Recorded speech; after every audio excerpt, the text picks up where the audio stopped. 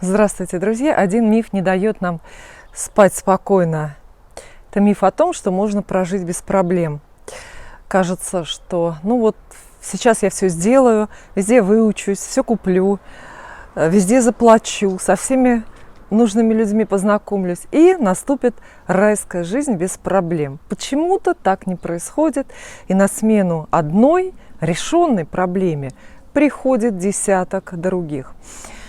И действительно часто хочется, чтобы прилетел тот самый волшебник, пусть в голубом, но все же вертолете, и развел беды руками, решил за нас все наши проблемы.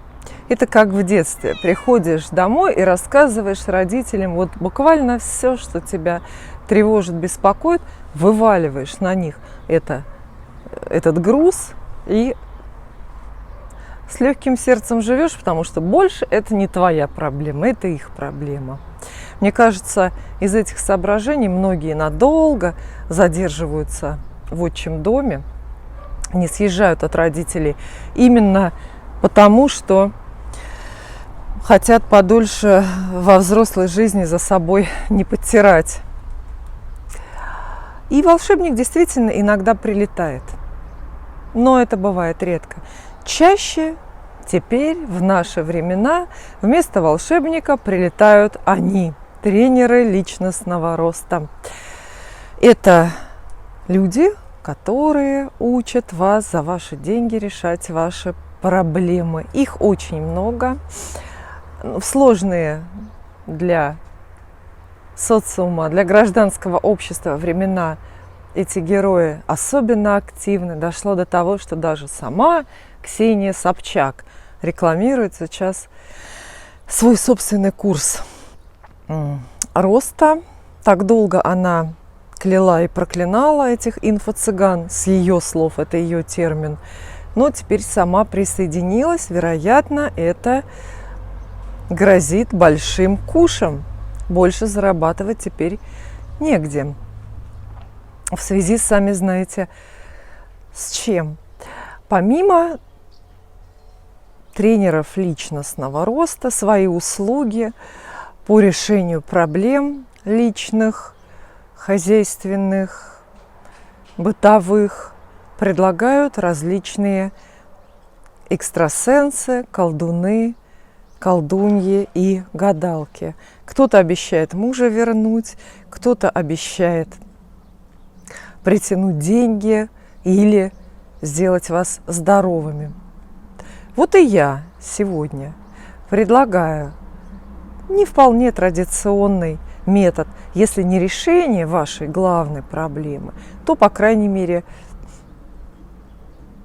поиск выхода. Это будет поиск выхода из сложившейся жизненной ситуации, которая сейчас вам, возможно, кажется тупиком. Это будет гадание на картах. Подумайте о своей проблеме главной. Лучше загадать одну, лучше спросить карты про что-то одно, чтобы вам же не запутаться.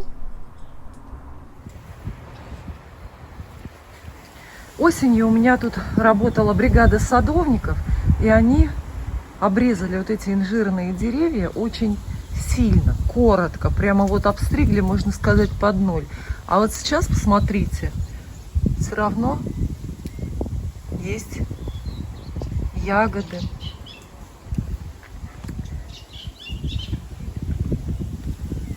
К чему это я?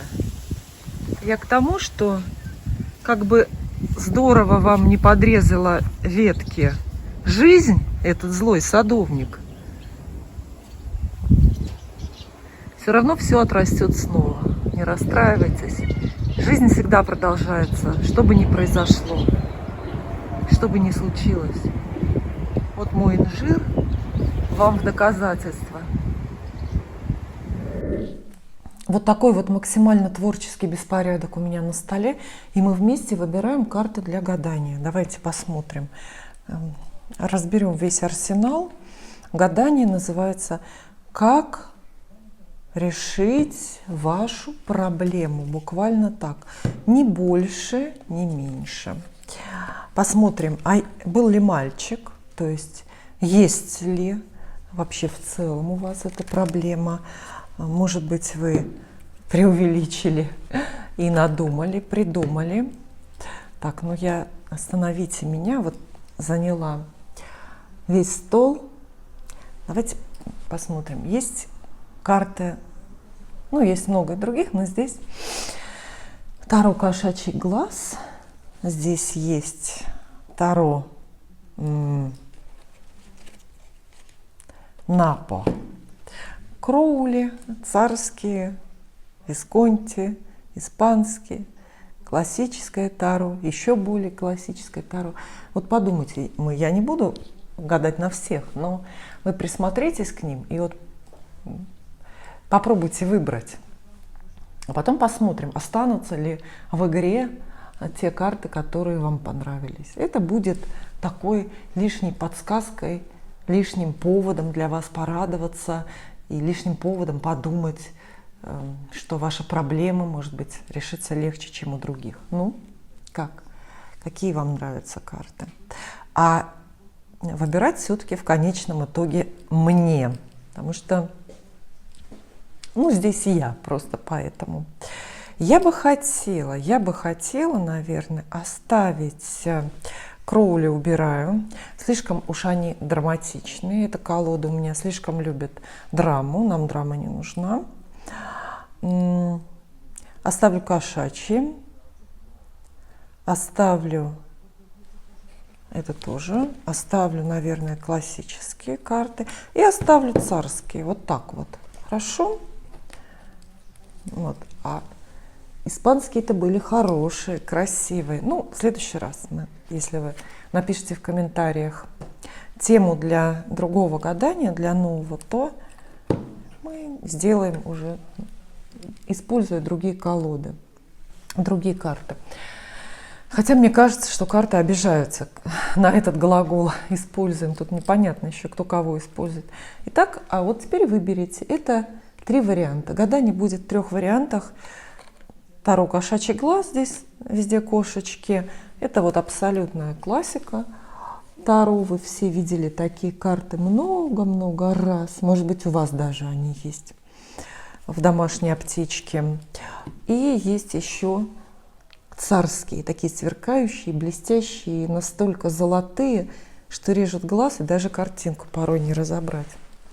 1, 2, 3.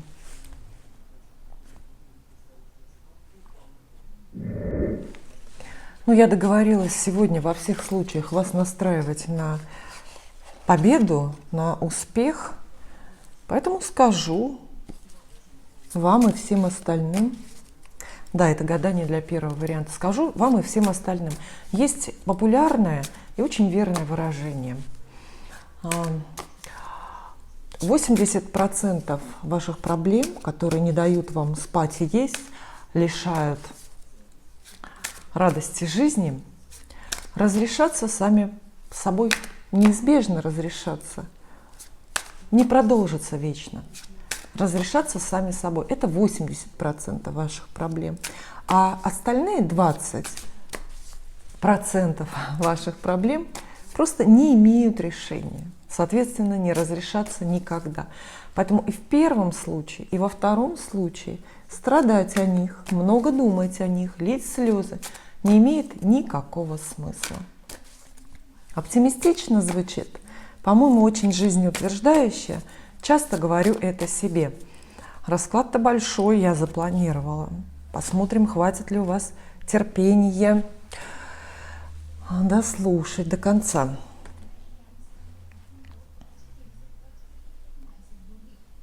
Так.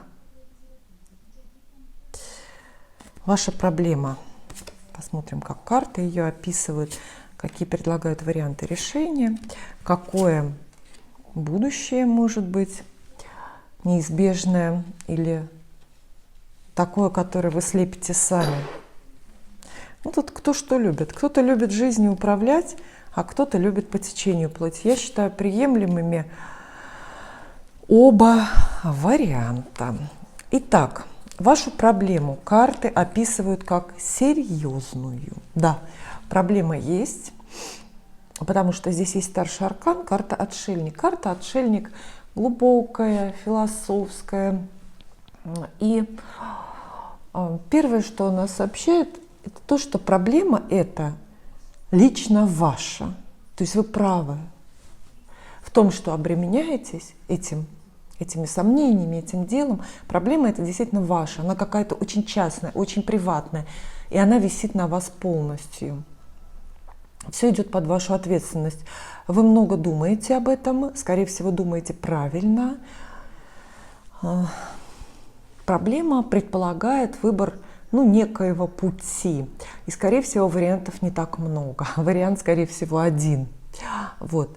Интересно, что проблема эта действительно ваша, однако рядом с вами есть люди, в целом, скорее, человеческие энергии и человеческие интересы, о которых вам стоит здесь позаботиться. Однако эти люди, в свою очередь, точно так же готовы вас и в этой истории поддержать.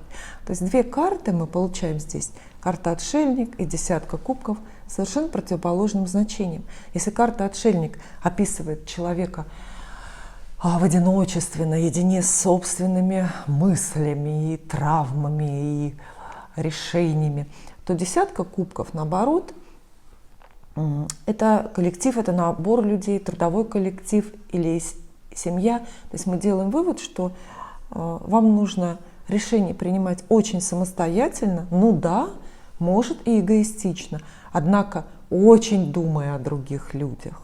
И, скорее всего, здесь даже интересантов больше, чем вы сейчас предполагаете. То есть вы, может быть, думаете про одного человека, которому можете помочь или навредить этим своим решением, а на самом деле этих людей больше. И чем больше вы их рассмотрите, чем о больших людях вы подумаете, тем ближе окажетесь к решению вашей проблемы. Видите, здесь присутствуют кубки и вообще присутствуют очень эмоциональные карты. Проблема в целом, я так скажу, видите, кубки, мечи. Карта в целом, ваша проблема, в целом более эмоциональная. Она не деловая и не настолько прикладная, и не настолько денежная, насколько это кажется. Здесь речь идет об эмоциях, о каких-то мыслях скорых или отложенных, догадках, может быть, прошлом. Интересно, что ваша проблема выросла вообще-то из везения. Но чаще всего так и бывает. И знаете, люди пуганые знают, что если где-то повезло и кажется жизнь беспроблемной и такой простой и радостной, то это немножко напрягает, потому что значит, что скоро что-то такое свалится. В прошлом пара, опять же, совместные интересы ваши, какого-то еще одного человека, и четверка жезлов, везение. Корень вашей проблемы нынешней в том, что, как бы это ни звучало, вам повезло в паре с каким-то человеком, имели место совместные интересы, любовные или деловые, и это было, безусловно, хорошо. То есть вы пережили праздник, а теперь как результат этого праздника, может быть, как результат большой любви или выгодного партнерства, для вас надо что-то решить. Необходимость возникла переехать или поменять работу, куда-то отправиться, сделать такой роковой, что называется, судьбоносный выбор. Но начало-то хорошее было, веселое, понимаете? Просто я не скажу, что из этого веселья выросла грусть или драма. Просто надо принимать решение. Всегда так, когда жизнь меняется, пусть даже в самую лучшую сторону, это дает пространство вариантов. То есть это, можно сказать, и принуждает что-то выбирать. Поэтому я бы сказала, что все нормально.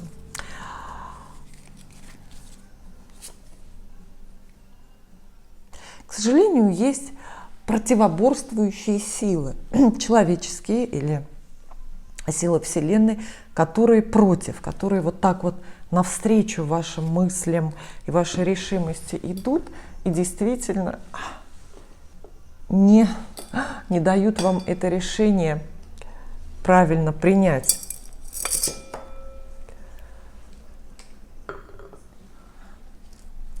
Кризисные силы достаточно. Видите, вы идете к этому решению, вы в этой проблеме присутствуете с поддерживающими людьми.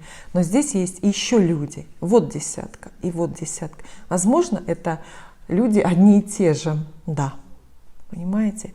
Здесь они в благополучии, потому что вы о них думаете, а здесь они как будто бы не согласны на свое счастье и как будто бы против того, чтобы вы вот именно таким способом, удобным для себя, решили эту проблему. Тоже здесь старший аркан и младший есть. Карта Шут говорит, что, ну, возможно, чья-то очень серьезная, прямо радикальная глупость против вас. Вы бы давно от этой проблемы избавились, давно бы все решили. Но кто-то преграждает вам путь, возможно, хотя скорее убегает, скрывается. Вы отправляетесь в дорогу, и кто-то отправляется в дорогу. И таким образом вам сложно друг друга догнать, вам сложно друг с другом встретиться. Не обижайтесь на этого человека, который против, и на этих людей, потому что они действительно совершают, возможно, сейчас самую главную ошибку в своей жизни и шагают, видите, шагают. Шут — это всегда шаг куда-то, котик шагает, вот, и шагают в большой кризис, в большие страдания для себя. А вы, возможно, ну, как бы должны их спасти. Такое у вас есть призванием. Что вам сейчас может, или кто, скорее, кто здесь получается, особенно помочь? Знаете, вот очень деятельная фигура, очень деятельный человек здесь появляется. То есть обращайте внимание на людей. Карты не говорят, что вот непременно с чьей-то помощью вы должны это решать, на кого-то опираться.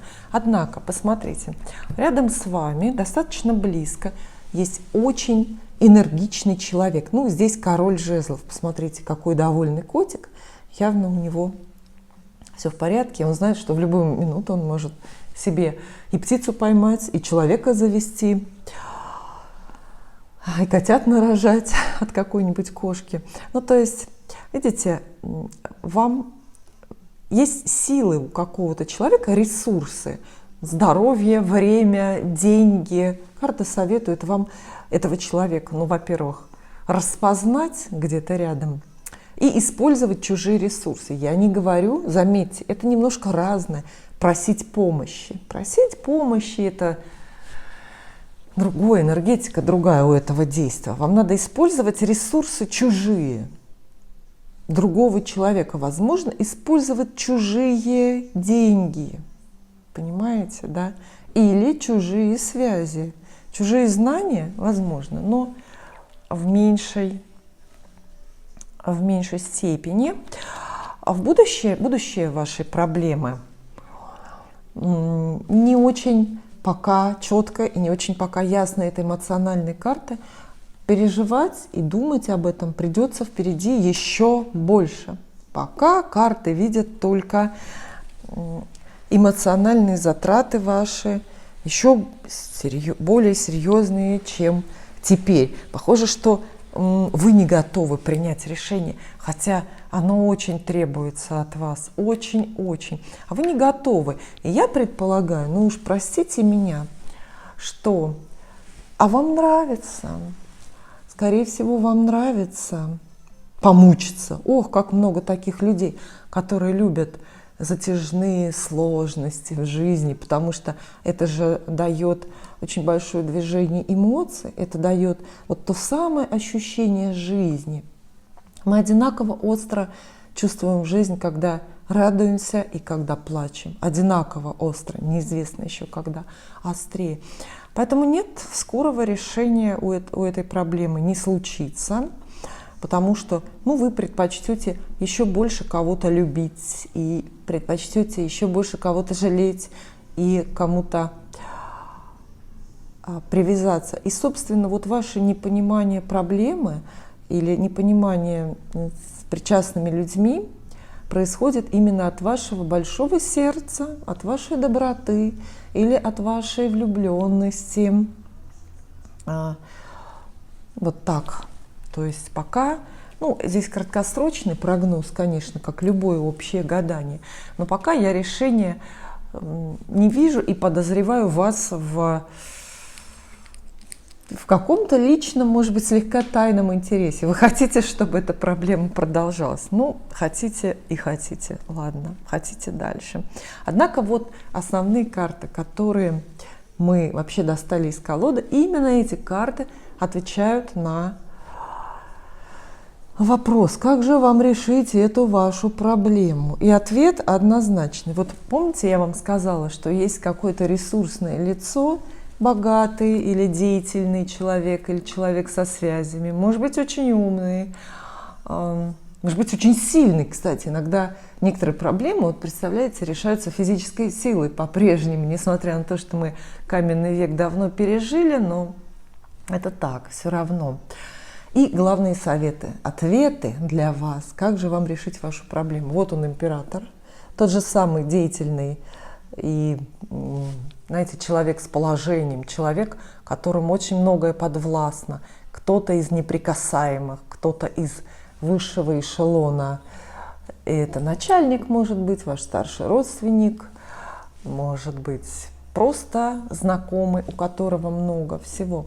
А рядом карта «Мир». Она обозначает очень гармоничное завершение вашей же как раз проблемы. То есть если вы захотите или если вы захотели бы, то вот этот мужчина, о котором идет речь, через его ресурсы, не люблю это слово, через то, чем он обладает, через его мозги, через его кошелек, эта проблема ваша может решиться прямо завтра. Спасибо. Для тех, кто выбрал классику, абсолютную классику Таро, у меня к вам вопрос. А в других областях жизни вы тоже классику выбираете? Например, костюмы классические. Надо быть последовательными. И сегодня я договорилась с собой настраивать всех на самый оптимистический лад. Поэтому расскажу вам, что есть такая простая и очень верная истина. 80% ваших проблем, по которым вы сходите с ума, не спите, не едите, решатся неизбежно сами собой, даже без вашего особого вмешательства. Они не продолжатся, потому что это просто технически невозможно. 80% проблем решатся сами собой. А остальные 20% ваших проблем просто не имеют вообще никакого решения.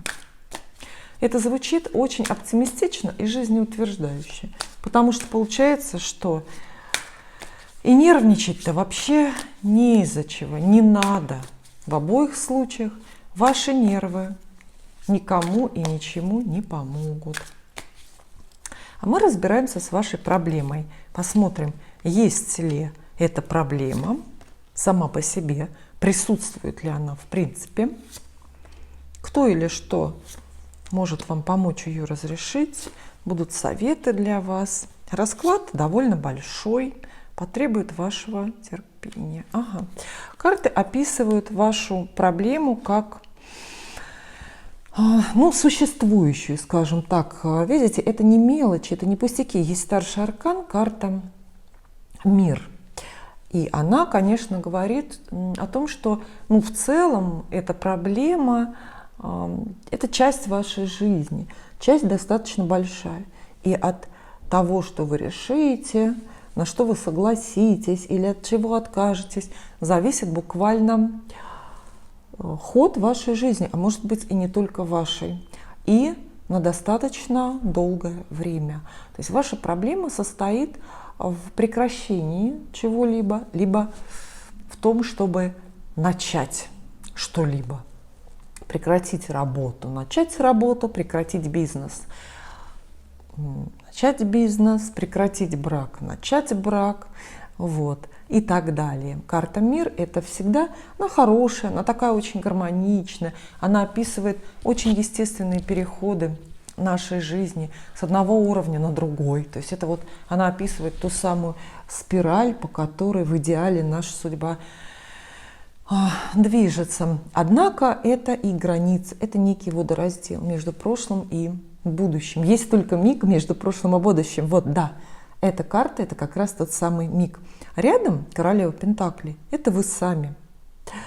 И она как минимум две вещи здесь сообщает. С одной стороны, эта проблема и возникла, вернее, существует. Вы видите ее как проблему из-за своей взрослости, практичности, из-за, может быть, алчности, из-за того, что вы хотите что-то сохранить и совсем не готовы что-то потерять. Королева Пентаклей — женщина богатая, имеющая отношение к деньгам.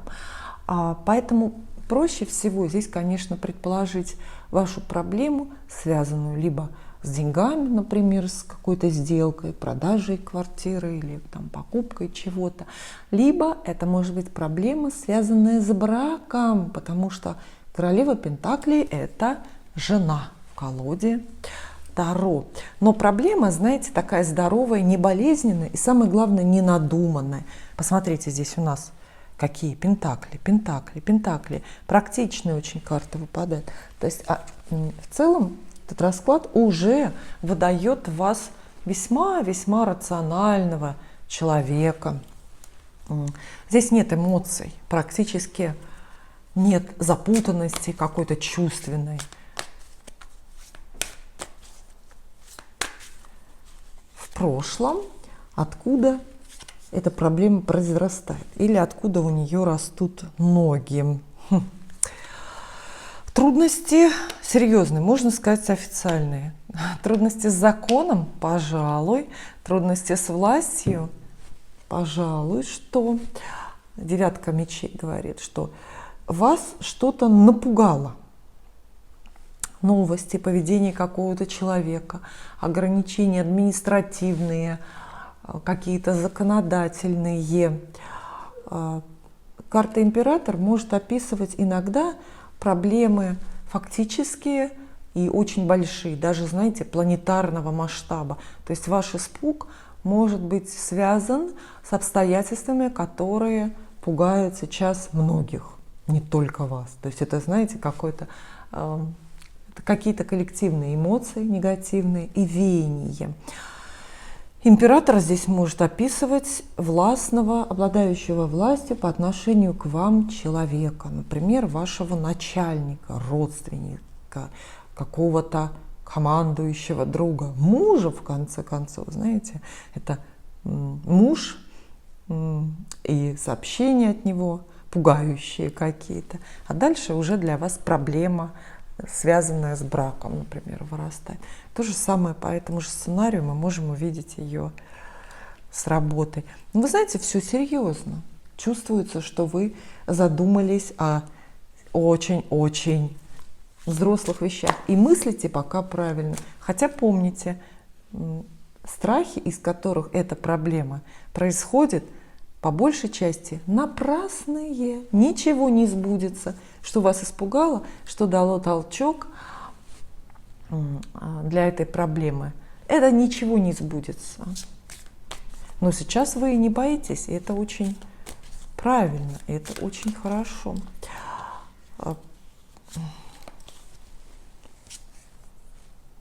Кто или что вам противостоит в этом деле? Есть такие люди, представляете, прям фигурные карты здесь выпадают.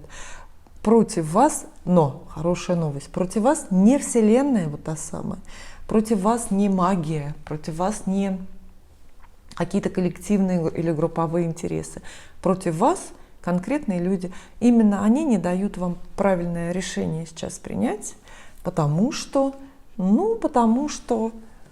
тоже действуют в своих интересах. Посмотрите, карты вас описали какой-то практичной, деловой, рациональной женщиной. Однако говорят, что навстречу к вам, навстречу вам, да, движутся интересы какой-то другой практичной, рациональной женщины, которая по злому к вам настроена, которая относительно вас злодейка, разлучница, возможно, коллега, которой нужны ваши преференции, которая, например, наметила себе вашу должность. А вот я считаю, что это точный ответ карт. И, в общем, легкий, потому что, знаете, с людьми бороться легко. Вот трудно бороться с судьбой, трудно бороться с социумом в целом, с собственным характером трудно бороться. Иногда, да, очень трудно бороться с магическим воздействием. А здесь нет. Что мы видим? Это просто человек, сравнимая с вами по возрасту и энергетике женщина, которая хочет то же самое, что и вы. Те же деньги, ту же зарплату, например, те же выгоды. Или хочет, того же мужчину, из-за которого вы переживаете. Но тоже хочет она его прибрать к рукам не из любви, не из романтики, а из практичных каких-то соображений. Возможно, здесь фигурирует ваш муж с большой зарплатой, да, который тоже кому-то нужен, потому что тоже кому-то нужна его зарплата. Силы, вот что здесь хорошо? Силы ваши и всех, кто может быть против, очень равны, видите? Вот. Поэтому есть все шансы, что вы справитесь. А кто или что может вам активно помогать?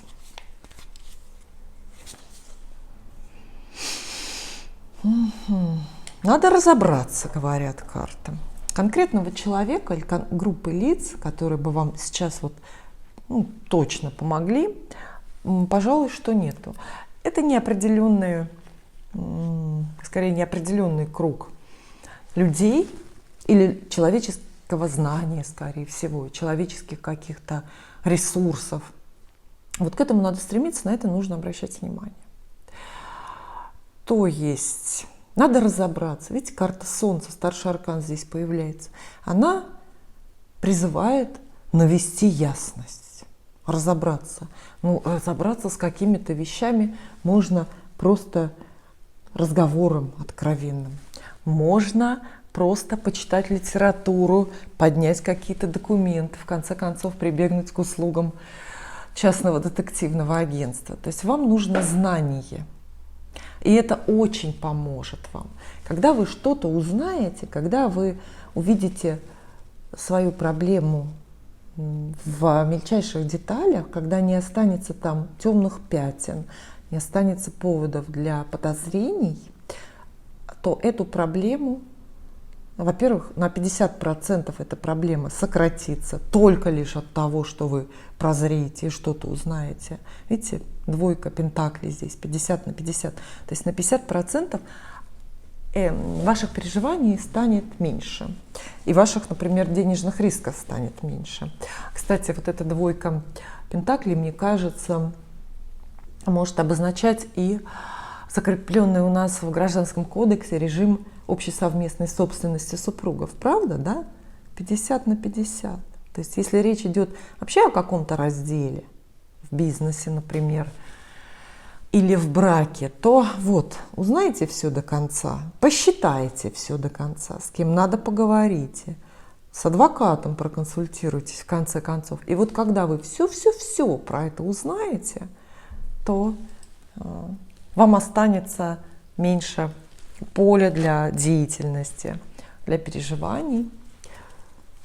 И вы почти на 50% выполните работу, на 50% уже выиграете.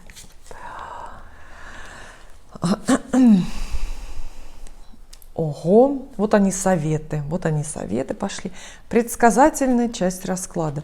Мы на короткий срок здесь гадаем, как любой общий расклад. Мы здесь заглядываем не на 20 лет вперед. Будущее для вашей проблемы. Скорого решения, такого прям совсем окончательного, чтобы отвязаться и забыть, не ждите. В ближайшие месяцы проблема эта продолжается, но и здесь явно прослеживается движение. Никакого застоя, никаких заборов, обстоятельств вам не выставляют. Явно вы на правильном пути, знаете, что делать. Очень много будет хлопот, конкуренции, споров, соперничества. И вы для решения проблемы совершите какую-то работу. Знаете, мы и так вас увидели женщиной изначально, женщиной, готовой в любой момент засучить рукава и без ложной брезгливости, без ложной скромности разгребать собственными руками все, что наболело, накипело. Вот, и вы, собственно, и будете разгребать.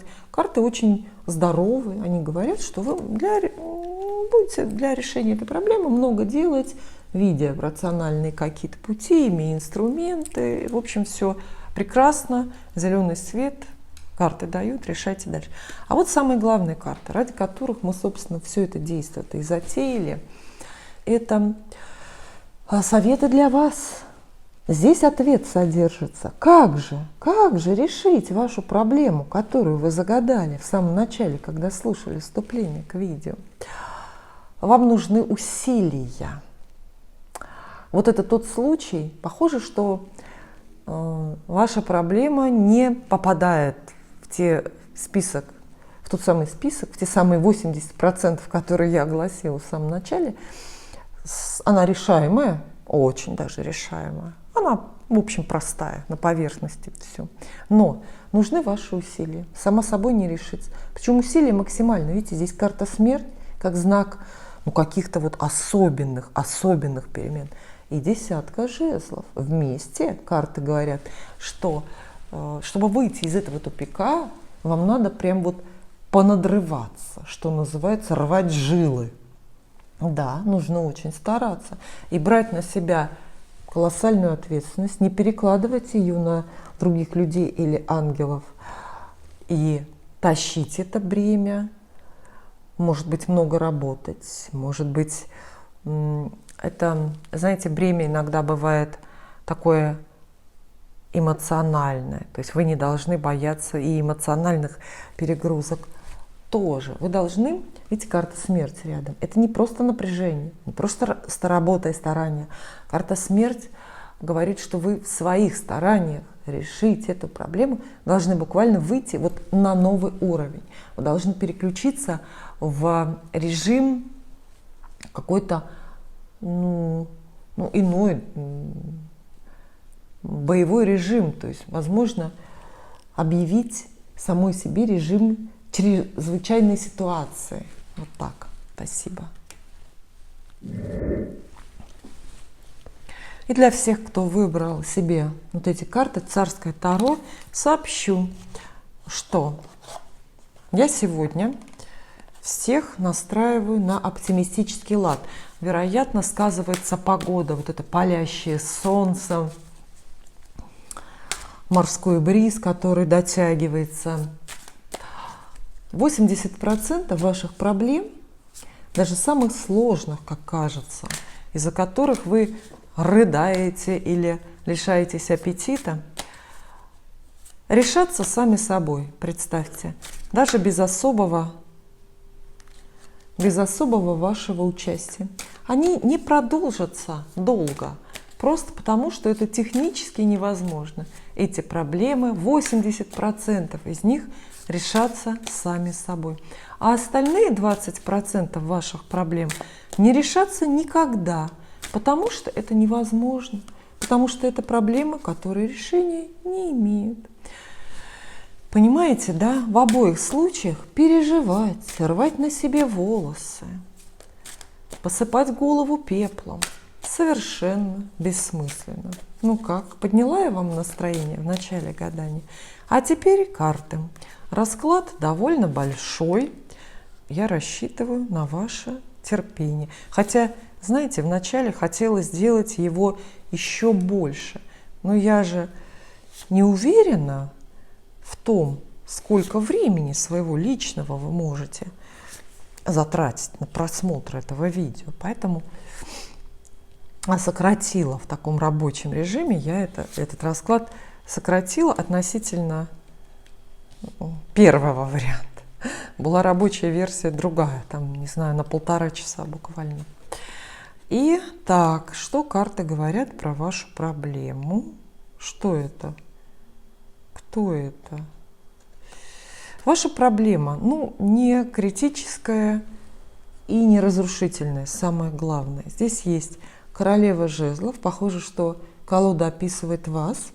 Королева жезлов – это энергичная, деятельная женщина, у которой в руках достаточные инструменты для решения, ну, вот этого текущего вопроса. Это ваша личная проблема, потому что с чего бы иначе здесь появился именно ваш портрет. Проблема происходит даже из вашего вот как раз активного характера, потому что вы так хотите. Если бы вы больше плыли по течению или позволяли судьбе решать за вас, позволяли другим людям решать за вас, если бы вы не были такой, ну что ли, принципиальной, самодостаточной, активной, яркой даже, то и проблемы бы не было, понимаете? Это карты не крупные и не страшные абсолютно. Сказать, что это проблема надуманная, ну, отчасти, да, я могу сказать, что это надуманная проблема. Она вот именно потому, что вам так надо. Вам это надо, и вот это надо и создает вашу проблему. А знаете, вот если присмотреться и пофилософствовать, по сути, все наши проблемы в этой жизни происходят от того, что нам слишком много надо. Если мы соглашаемся судьбе отвечать чаще «да», то и проблемы у нас отступают. Но мы же не такие, правда? Вот и здесь королева жезлов говорит, что вам надо эту работу, вам надо этого мужчину, вам надо эту сумку, в конце концов, вам надо эту квартиру, вам надо эти деньги, вам нужна эта поездка и так далее. Без первого, второго, третьего, пятого вы вполне могли бы обойтись. Но природная живость характера и жажда стяжательства отчасти не дают вам успокоиться и посидеть, и отсидеться. И ну вот поэтому вы видите это проблемой, потому что это надо вам сейчас как бы не дается. Тройка кубков здесь рядом. Похоже, что речь идет не про необходимое, сложно сказала, про элемент роскоши, предметы роскоши. Вы знаете, иногда ведь предметы роскоши это не только вот эта вот китайская ваза, которая сейчас передо мной стоит, а вам, по-моему, она в кадр не попадает. Но предметы роскоши это иногда и любовь, какой-то лишний роман, это какое-то лишнее внимание какого-то человека или компании людей. Предметы роскоши, видите, тройка кубков, это праздник, это что-то такое вот безусловно радующее и очень-очень не обязательно, не скажу, что лишнее, по большому счету в жизни лишнего ничего нет. Даже вот этот вот букетик, может быть, я вот здесь срезала и поставила, и он тоже не лишний, он тоже украшает что-то. Вот. Но все равно о чем-то легком идет речь, от чего другой человек, не вы, конечно, легко бы отказался. Как у вас случилась проблема? Это откуда она пришла? Прошлое здесь рассмотрим немножко.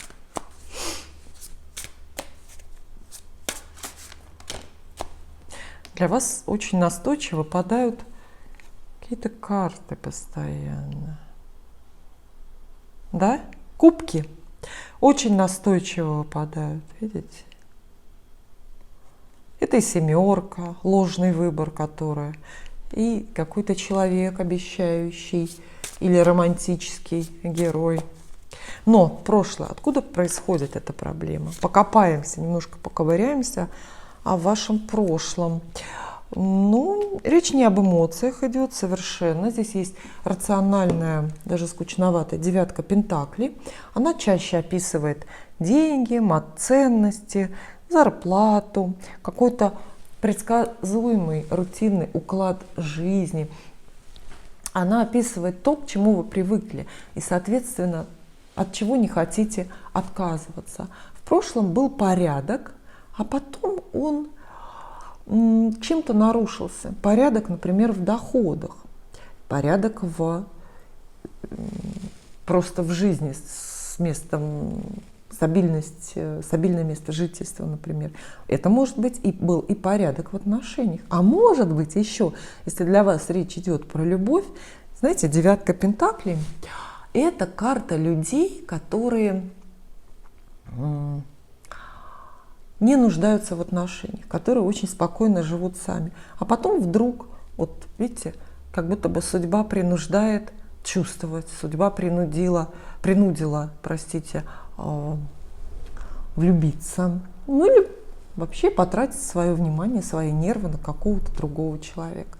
То есть проблема ваша происходит именно от того, что нарушился некий порядок, структура, система в вашей жизни. Причем нарушили ее очень вероломно. Здесь восьмерка мечей. Это, знаете, восьмерка мечей – это и принуждающее начальство, это и принуждающие какие-то внешние социальные обстоятельства, вроде изменения курса валют.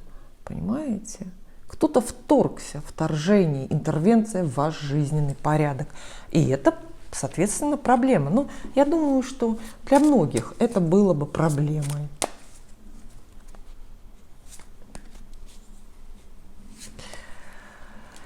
Кто вам противоборствует? Есть ли конкретные люди или коллективные силы, которые против решения этой проблемы? Королева Пентаклей здесь есть и четверка мечей. Самое простое – это задержки с деньгами. Задерживаются какие-то деньги, задерживаются какие-то средства, чьи-то возможности ваши. У кого-то нет денег, или кто-то болезненно жаден, поэтому не готов эти деньги заплатить вам, например. И, но надо сказать, что вот специально по-злодейски никто вам не мешает, никто вам не противодействует. Это бывает важно, потому что мы так устроены, мы склонны вечно искать врагов. Находимся в состоянии какой-то постоянной измены. Нет. Строго говоря, вот врагов в этом деле, в решении этой проблемы у вас нет. Но есть что-то вроде забора от Вселенной, набор обстоятельств, которые удерживают, стоят препятствием между вами и счастливым исходом в этой истории. И обстоятельства эти практичные. Да, возможно, это и конкретный человек, который сейчас кажется врагом, например, какая-то другая женщина-соперница, но надо понимать, что она не нарочно, она тоже боится потерять свое. И, может быть, она более права, чем вы, да? Более права. Вы, например, любовница, и этот мужчина для вас лишний, потому что у вас и так хорошо все. А она, например, жена. И в случае вашей победы она потеряет значительно больше.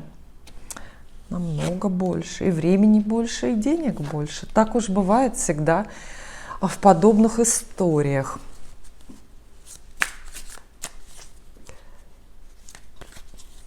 Так, помощники. Кто-то вам помогает или нет? Категорическое нет. Вот категорическое нет. Может быть, потому что вы лишнее просите для себя. Может быть, потому что времени пришло еще, не знаю. Мечи, пятерка мечей, туз мечей.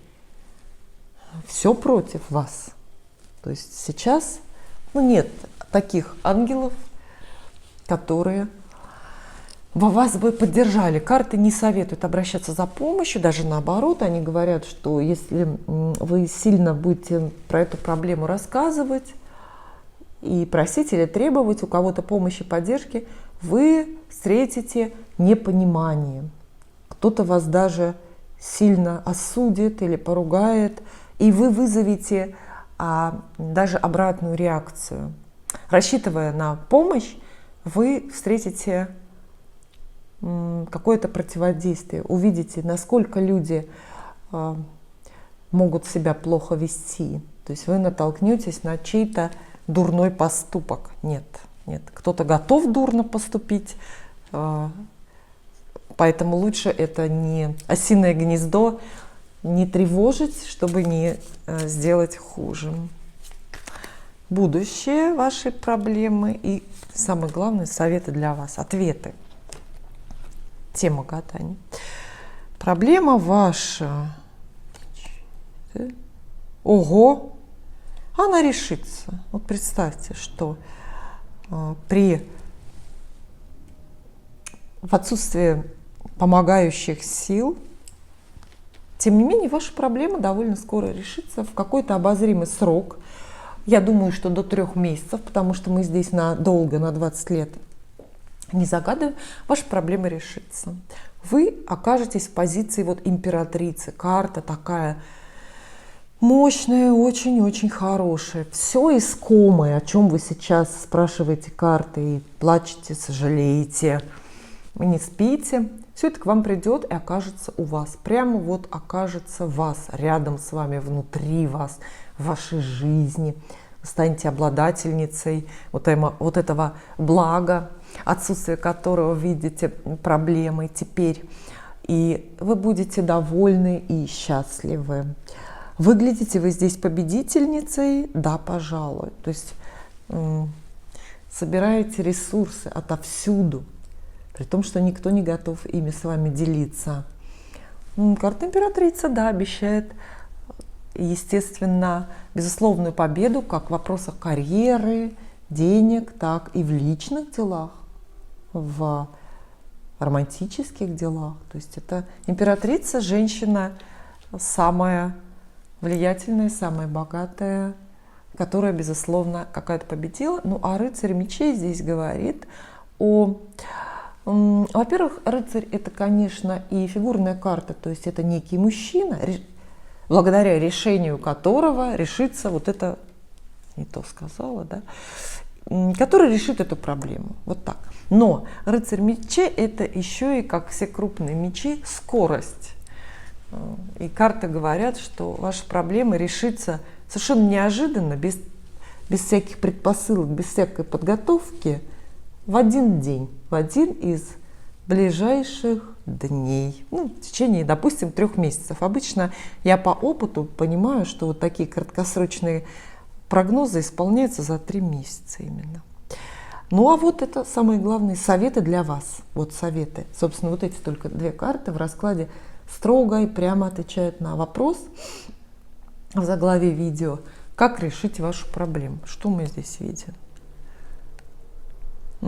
Это паш мечей. Вот опять, видите, речь идет про скорость, про какой-то мозговой штурм. А также здесь есть карта Иерофант. Ну, все-таки сдается мне, что это мужская фигура.